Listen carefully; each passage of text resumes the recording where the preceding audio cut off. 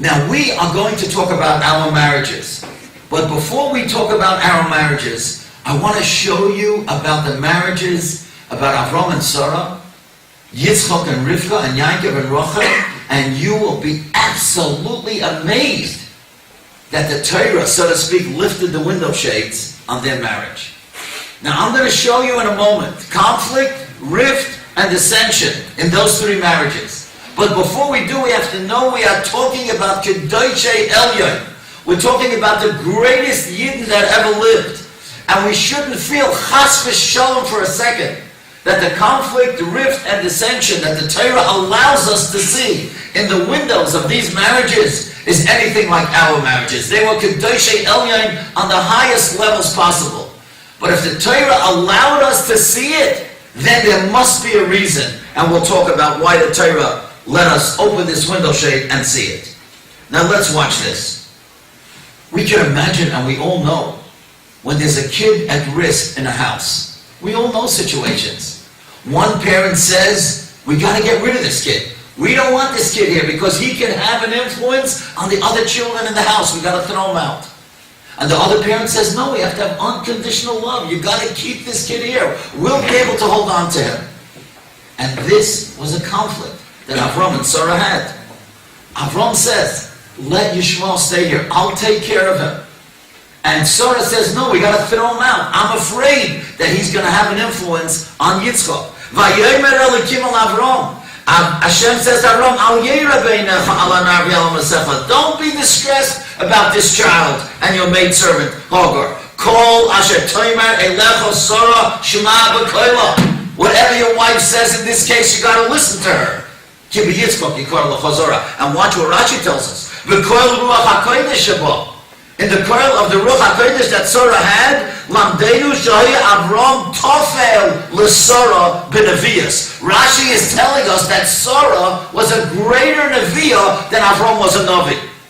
They've got conflict. Avram wants to keep this kid. Please, I want to throw out Yishmael. I can save him. Sarah says, no way, we got to throw him out. Get him out of here.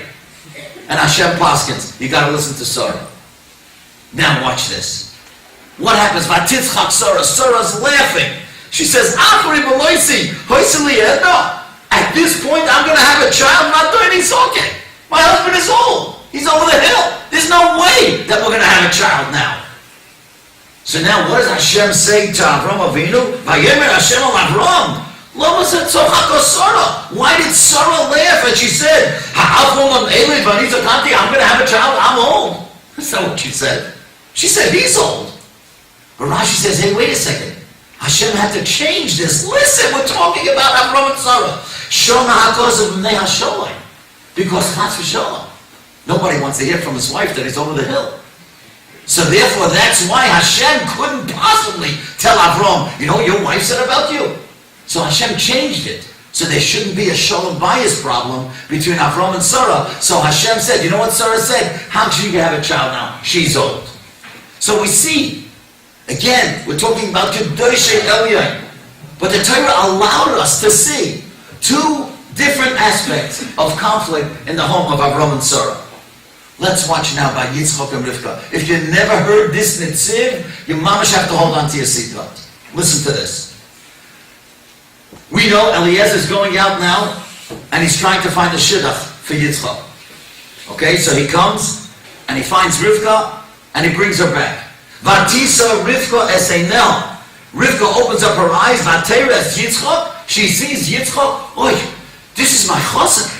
Who am I to be married? Vatibo me alagamol. She falls off the camel. She can't believe it. This is the tzaddik. I'm going to marry such a tzaddik.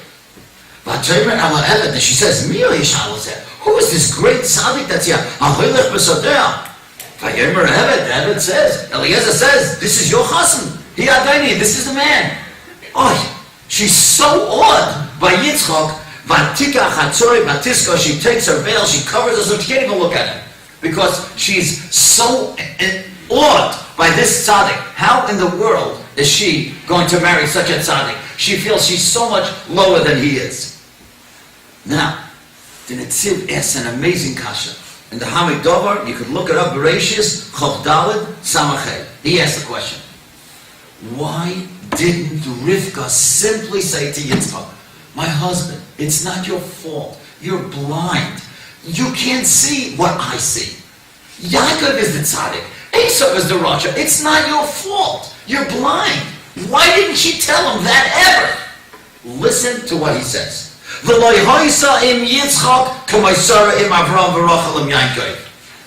Yitzchak and Rivka didn't have that open relationship that Sarah had with Avram or Rachel had with Yaakov.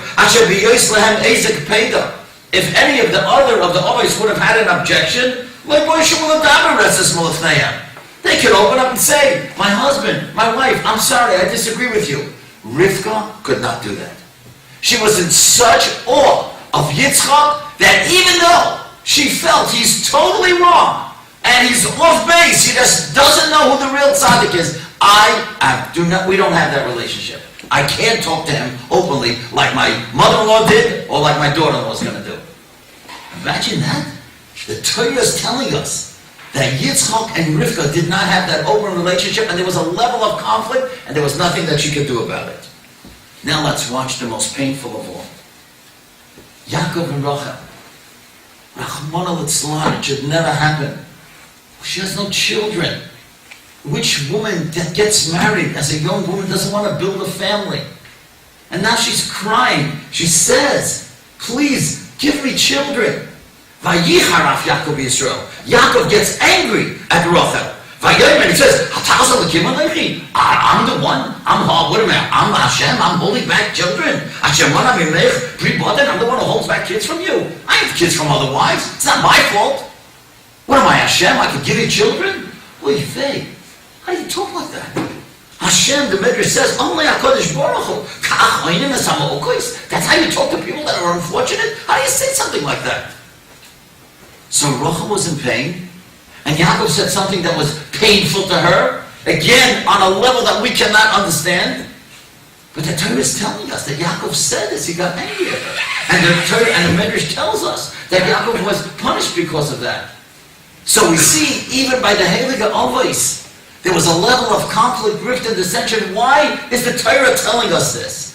And I believe that the Torah is telling us, you know why? Because the essence of marriage is Ezer Kenegda. Ezer means a helpmate, and Kenegda means an opposite. A power that's different. As the Rav said, it's impossible. Nobody gets along all the time. We hope in the total picture it's Ezer Kenegda.